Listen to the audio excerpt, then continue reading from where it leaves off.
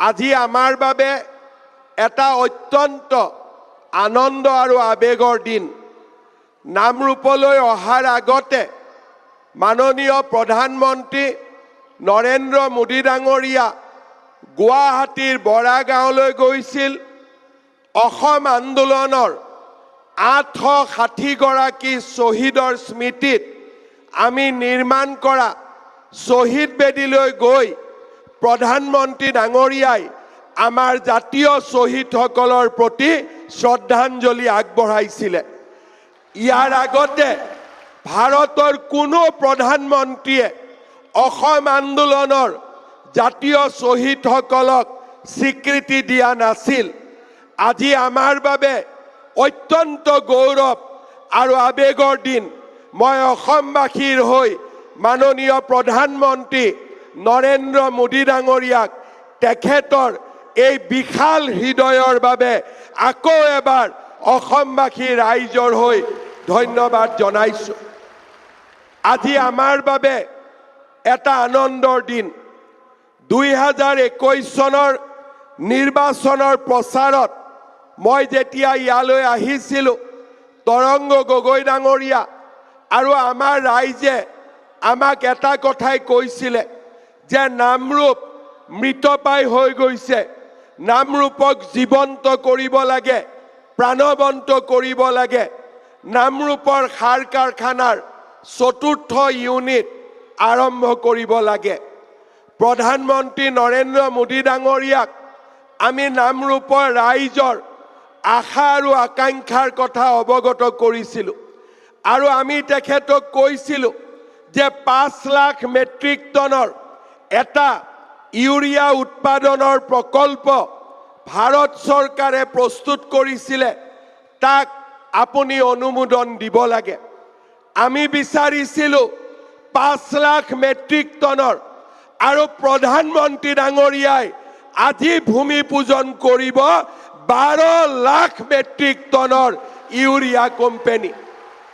10,000 কোটি টকা ইয়াতে ব্যয় কৰা হ'ব আৰু অসমৰ ৰাইজৰ আবেগৰ প্ৰতি সন্মান জনাই আমাৰ ৰাজ্য চৰকাৰকো এই সমস্ত প্ৰকল্পত 40% অংশীদাৰ ল'বলৈ প্ৰধানমন্ত্ৰী ডাঙৰীয়াই আমাক সুযোগ দিছে।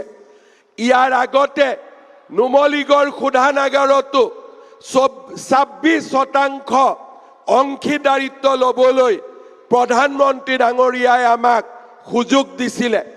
প্ৰধানমন্ত্ৰী ডাঙৰীয়াই বিশ্বাস কৰে যে অসমৰ তেল, অসমৰ গেছ আৰু অসমৰ প্ৰাকৃতিক সম্পদৰ ওপৰত আমাৰ অসমৰ ৰাইজৰ অধিকাৰ আছে আৰু সেয়েহে আজি ইয়াত আৰম্ভ কৰা সাৰ কাৰখানাই হওক, নুমলীগড় শোধানাগাৰে হওক, ৰাজ্য চৰকাৰ আৰু ৰাজ্যৰ জনগণৰ ইয়াতে অংশীদাৰিত্বৰ প্ৰধানমন্ত্ৰী ডাঙৰীয়াই আমাক সুযোগ আৰু সুবিধা দিছে। শ্ৰদ্ধা ৰাইজ, যোৱা কেইটামান দিনত আমাৰ ৰাজ্যখনৰ বাবে কেইবাটাও প্ৰকল্প প্ৰধানমন্ত্ৰী ডাঙৰীয়াই আমাক উপহাৰ দিছে। ডিগবৈ শোধানাগাৰ আমাক 1 মেট্ৰিক টন ক্ৰুড যাতে আমি শোধন কৰিব পাৰোঁ 760 কোটি টকাৰে নতুন প্ৰকল্পৰ অনুমোদন দিছে। নামৰূপত সাৰ কাৰখানাৰ বাবে 10,000 কোটি টকাৰ অনুমোদন দিছে। নুমলীগড় ৰিফাইনেৰীক আজি বাঁহৰ পৰা ইথানেল, পলিপ্ৰপেলিন আৰু 9 মেট্ৰিক টনলৈকে আজি উন্নত কৰিবৰ বাবে প্ৰায় 40,000 কোটি টকা প্ৰধানমন্ত্ৰী ডাঙৰীয়াই অনুমোদন দিছে।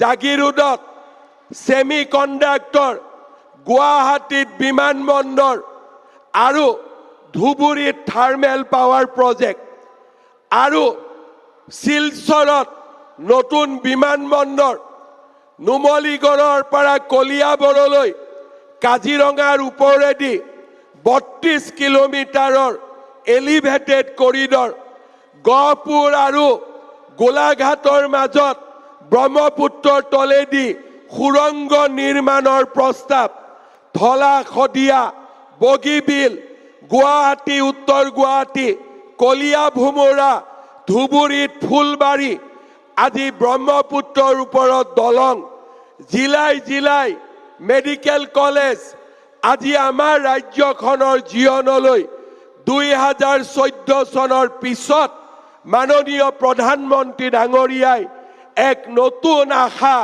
আৰু নতুন পৰিৱৰ্তনৰ আৰম্ভণি কৰিলে আমি অসমীয়াই কেতিয়াও কল্পনা কৰা নাছিলো যে এজন প্ৰধানমন্ত্ৰীৰ কাৰ্যকালতে বগীবিলতো দলং হ'ব ধলাতো দলং হ'ব নামৰূপতো সাৰ কাৰখানা হ'ব কলিয়া ভোমোৰাৰ ওপৰতো দলং হ'ব জাগিৰোডত সেমি কণ্ডাক্টৰ হ'ব গুৱাহাটীত অত্যাধুনিক বিমানবন্দৰ হ'ব আমি অসমীয়াই কেতিয়াও তাক কল্পনা কৰা নাছিলো আজি আমাৰ ৰাজ্যখনৰ জনজীৱনলৈ প্ৰধানমন্ত্ৰী ডাঙৰীয়াই ভাবিব নোৱাৰা পৰিৱৰ্তন আনিলে আজি আমি গৌৰৱেৰে সৈতে ক'ব পাৰো যে আমি অসম আজি ভাৰতবৰ্ষৰ ভিতৰতে 5খন সৰ্বশ্ৰেষ্ঠ ৰাজ্য হোৱাৰ দিশত আজি আমি গতি আৰম্ভ কৰিছো এদিন আমি কৈছিলো যে অসমীয়াই যদি সুযোগ পায় সুবিধা পায় অসমীয়াই আকাশ চুব পাৰে আজি প্ৰধানমন্ত্ৰী ডাঙৰীয়াই প্ৰমাণ কৰি দিলে অসমীয়াই আকাশ চুব পাৰে নহয় অসমীয়াই আকাশ চুবই আজি প্ৰধানমন্ত্ৰী ডাঙৰীয়াৰ নেতৃত্বত অসমীয়াই আকাশ চুইছে